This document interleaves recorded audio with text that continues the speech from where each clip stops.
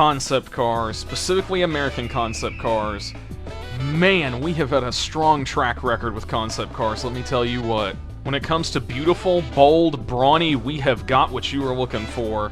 But unfortunately, that does not mean that this beloved cheeseburger paradise of mine has not stumbled before.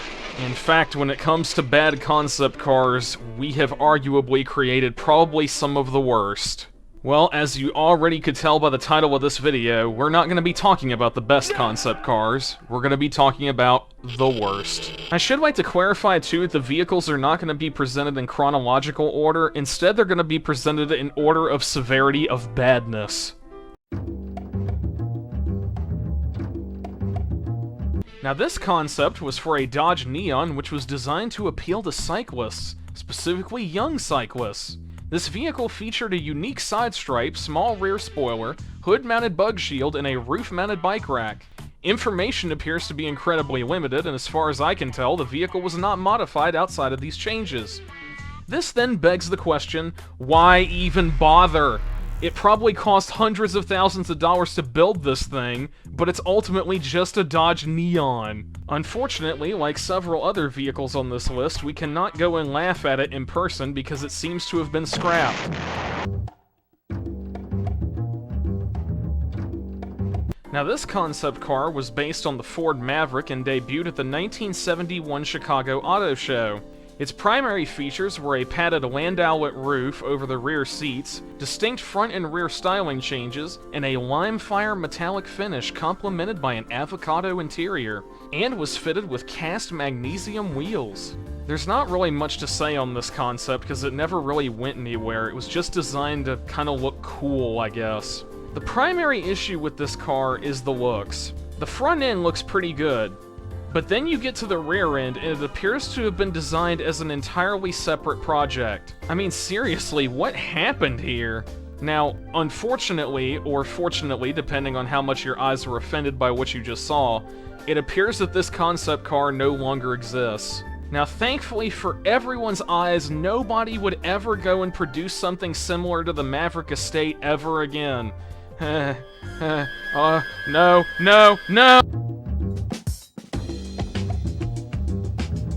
Now this thing was a concept for a four-door sport utility pickup, which was unveiled at the 2000 Detroit Auto Show and was badged by Dodge as a passenger priority truck. The vehicle's primary features were its, quote, sedan-like handling, shortened bed, minivan-style interior, and rear bench seat with integrated child seats. And it was powered by Dodge's 4.7-liter Magnum V8, linked to an electronic multi-speed automatic transmission. Though not intended for production, the vehicle is still incredibly stupid.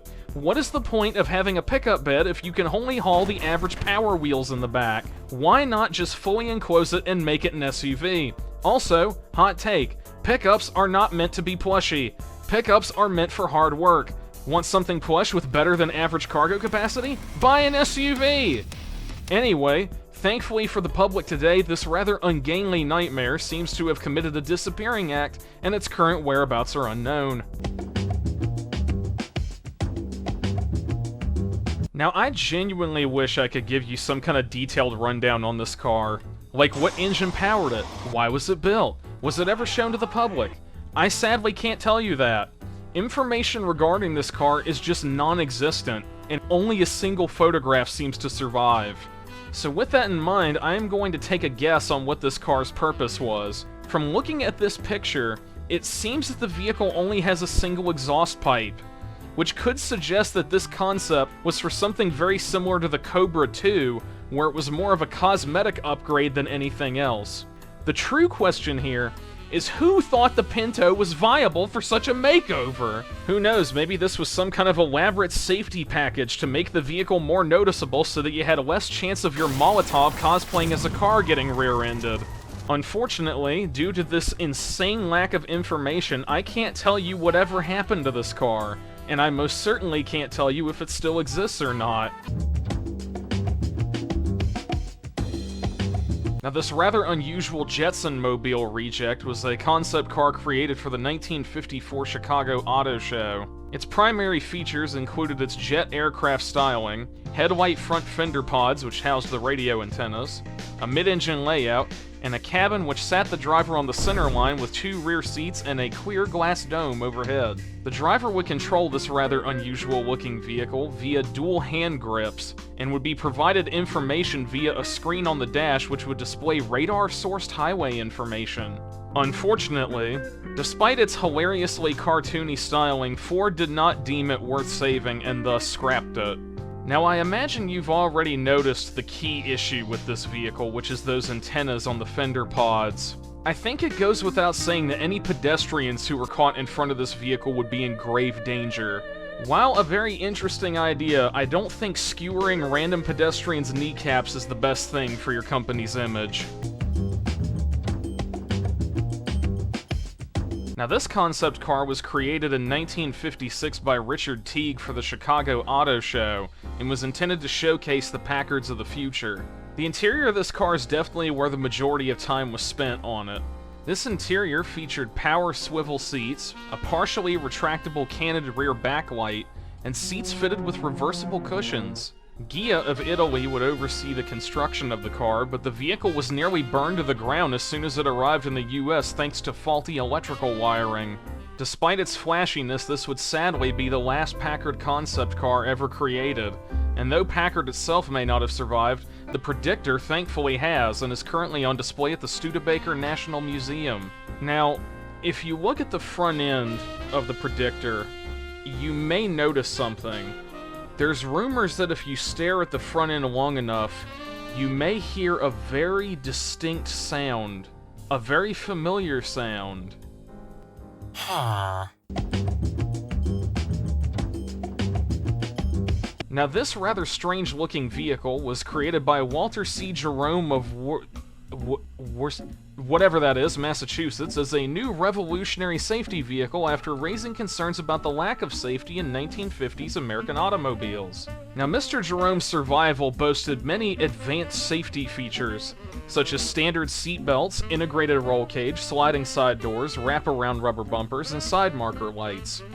However, many of these features would eventually become standard in the industry later on. There were 2 features on his vehicle, though, that most certainly never caught on with the industry, which was the distinct 2-part construction, which involved the engine and front wheels being attached to the passenger cab via an articulated universal joint, with the idea being that in a front or side impact, the cab would articulate and absorb the majority of the crash force. The other thing that would never quite catch on with the industry was the fact the driver had to sit in an extremely unconventional turret of sorts, with an elevated seat that gave him an almost 360-degree field of vision. Now, while this sounds good on paper for safety, I can't help but point out something. Isn't it kind of a bad idea to put the driver's head that close to the windshield? Anyway, from 1958 to 1964, the Survival was taken to various venues to try and raise funds for production. However, the vehicle was frankly doomed from the start due to 2 enormous factors. 1, the looks. Not many Americans were willing to drive something that looked like a child's tin wind-up toy, or a failed bumper car prototype. But the biggest deciding factor was easily the price tag. The Survival would have cost $10,000.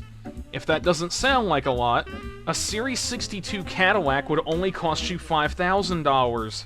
Now, despite Mr. Jerome's best efforts and even global interest in the vehicle, it never entered production, and would end up sitting neglected following the 1964 New York World's Fair. Eventually, it was found again, recovered, and currently resides in the Lane Motor Museum, which plans to restore the vehicle at some point.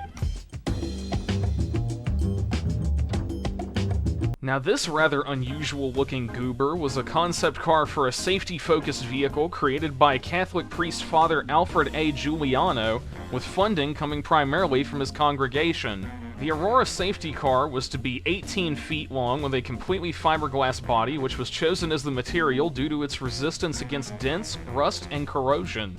Some of its rather novel design features included the bulbous, transparent roof, which was made of plastic and was fitted with adjustable interior metal shades, as well as hydraulic jacks mounted in the frame, which could be activated from a switch on the dashboard. Now, all of these other things were only part of the vehicle's focus.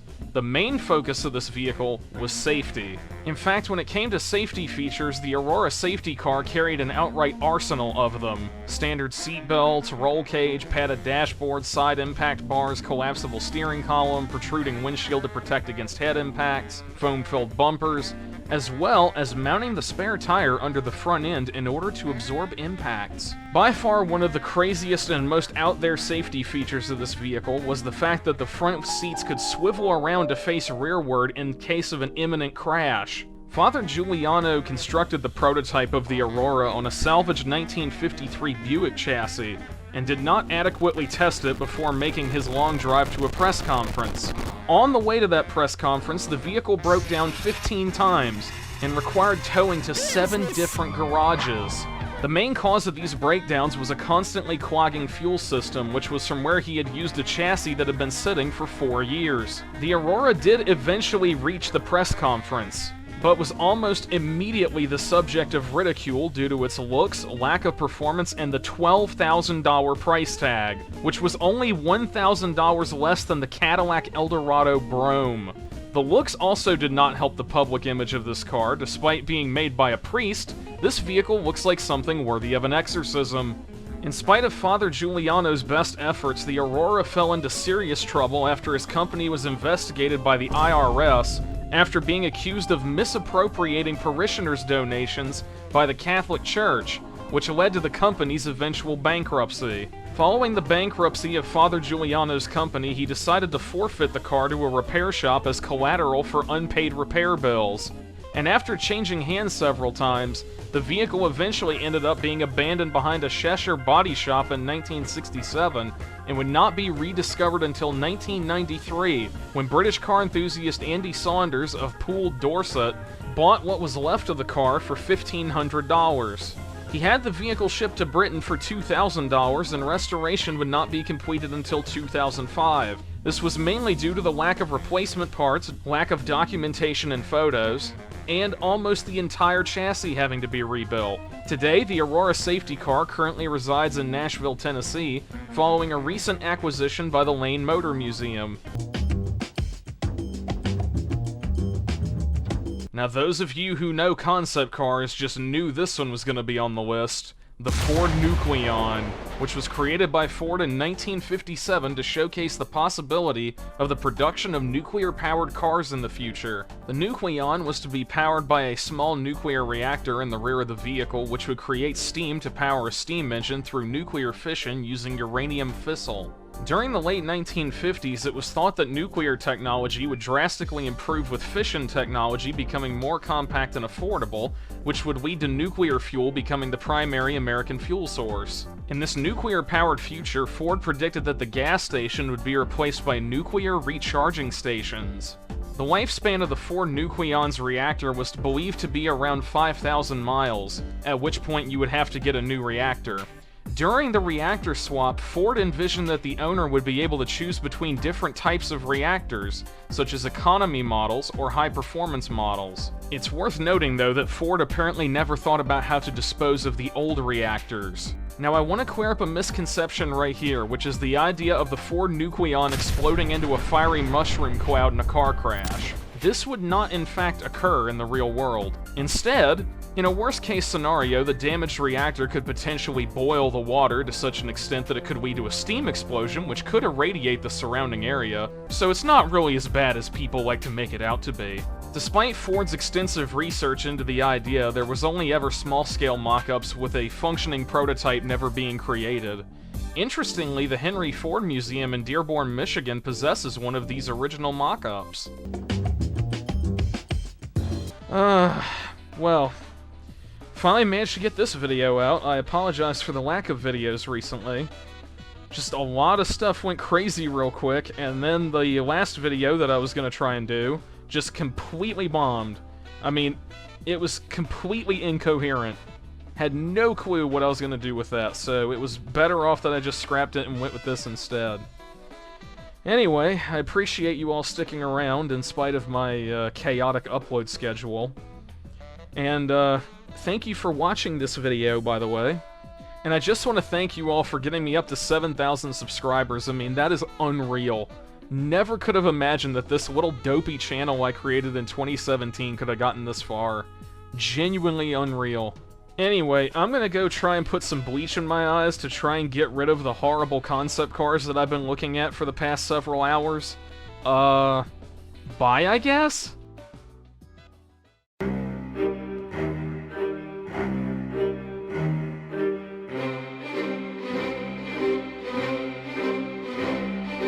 We've got to have money.